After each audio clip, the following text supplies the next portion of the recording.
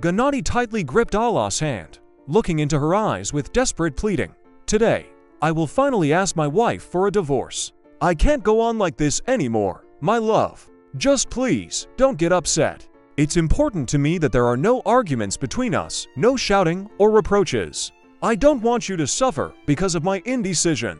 Allah slowly pulled her hand away and turned aside, her gaze cold and weary. She was silent for a long time, as if searching for the right words, then spoke quietly, but firmly. Gennady, how many times have I heard these promises from you? We've been together for over a year, and you still can't make up your mind. If you're not ready to leave your wife, if it's so hard for you to break with the past, then let's be honest, we're not meant to be together. I can't keep waiting for you to finally decide. I'm 35. I have my own dreams, my own plans for life. I don't want to waste my best years on empty hopes. Please, don't say that, Gennady begged, trying to embrace her. I really do love you. I made the decision long ago to spend the rest of my life with you. It's just that circumstances, they always got in the way. But now everything will be different, I promise. Circumstances. Allah bitterly smirked, tears welling up in her eyes. Do you know how painful it is to hear that? I'm not a teenager you can fool with pretty words. If you're not ready to act, if you're more comfortable sitting on 2 chairs, then let's end this right now. I won't wait any longer. Gennady pulled her close, feeling her body tremble. He knew she was right. It was time to put an end to the uncertainty. He couldn't keep swinging between 2 women forever. You're right, he whispered, kissing the top of her head. I'll do everything. Today. I'll tell Anastasia everything as it is and let the chips fall where they may. We'll manage, Allah.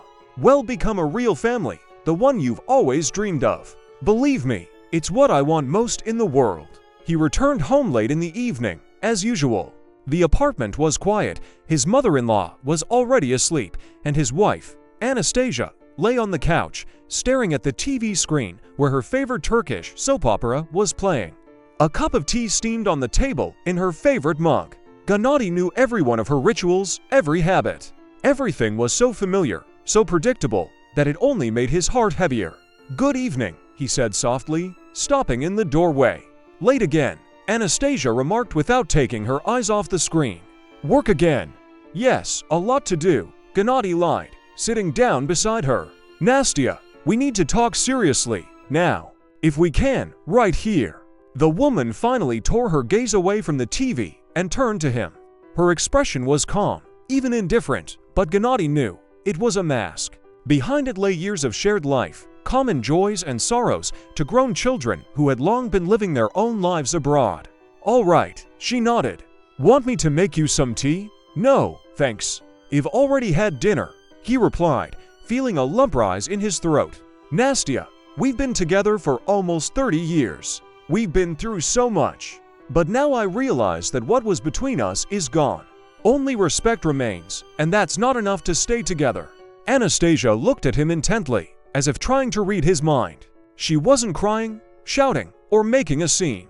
She was just waiting. You have someone else, don't you? She asked so calmly, as if they were discussing the weather. Yes, he admitted honestly. Allah and I have been together for almost 2 years. It's not just a passing fling, not a game. We truly love each other. I didn't want to hurt you, but everything has a beginning and an end.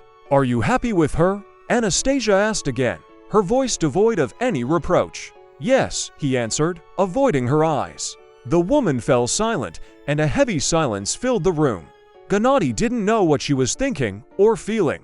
Those few minutes felt like an eternity. All right, Anastasia finally said, let's get a divorce. Gennady raised his eyebrows in surprise. He had expected tears, a scandal, reproaches, but not this calm agreement. No problem, he said.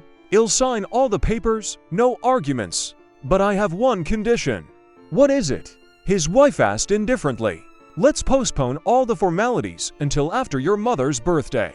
She's turning 70, and I don't want to ruin her celebration. She doesn't deserve that. Agreed, Anastasia consented. But until the birthday, we'll play the perfect family.